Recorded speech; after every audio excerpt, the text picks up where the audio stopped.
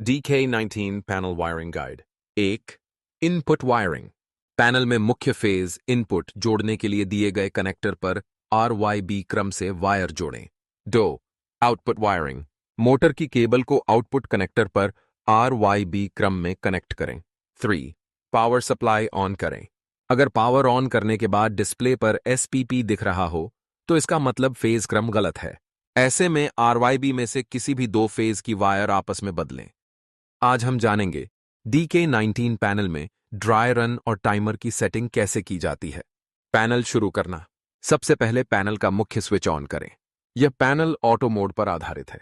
Auto mode button on करें। Panel तुरंत शुरू नहीं होता। जब सप्लाई जाती है और वापस आती है तभी ऑटो मोड एक्टिव होता है। Dry run setting DRN। Set button को 5 सेकंड दबाकर रखें। ग्रीन बटन से आगे जाकर DRN सिलेक्ट करें। यदि आपकी मोटर 10 एम्पीयर की है तो DRN वैल्यू लगभग 7 रखें। वैल्यू को जरूरत के अनुसार बढ़ा या घटा सकते हैं। फिर सेट बटन दबाकर सेव करें। Dry run reset time DAT। यह सेटिंग बताती है कि पानी खत्म होने के बाद मोटर कितनी देर बाद दोबारा चालू हो। सेट बटन फिर 5 सेकंड दबाएं। ग्रीन बटन से DAT सेटिंग चुनें। 0 से 700 मिनट के बीच कोई भी समय सेट करें। फिर सेट बटन दबाकर सेव करें। On off timer setting ONT on timer. Motor कितनी देर चालू रहेगी। OFT off timer.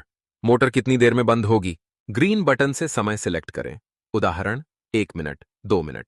फिर सेट बटन दबाकर सेव करें। Voltage limit setting HIV high voltage limit उदाहरण 300V। LOV low voltage limit उदाहरण 140V। ग्रीन बटन से सिलेक्ट करें। सेट बटन दबाकर सेव करें। सेटिंग सेव करना। ऑटो बटन को ऑटो मोड में डालते ही सारी सेटिंग सेव हो जाती है। या सेट बटन फिर से दबाएं, सारी सेटिंग सेव हो जाएगी। SPP फेज डिफरेंस सेटिंग क्या है। यदि किसी एक फेज का वोल्टेज 70 वोल्ट से कम है लेकिन आपको मोटर चालू करनी है तो SPP सेटिंग की मदद से यह संभव होता है। ग्रीन बटन से SPP सेटिंग चुनें। सेट दबाकर सेव करें। मोटर शुरू करना। ग्रीन बटन ऑन करने पर मोटर चालू होगी। स्क्रीन पर दिखेगा SPC set pump current all timer light RA। सभी सेटिंग्स को रिसेट कैसे करें। सेट बटन दबाकर रखें। मुख्य सप्लाई फिर से ऑन करें। सभी लाइटें ऑन होकर ऑफ हो जाएंगी। फिर सेट बटन छोड़ दें। स्क्रीन पर RST लिखा आएगा। सेटिंग्स रिसेट हो जाएंगी। अब आपका DK19 पैनल ऑटो मोड में इस्तेमाल के लिए तैयार है।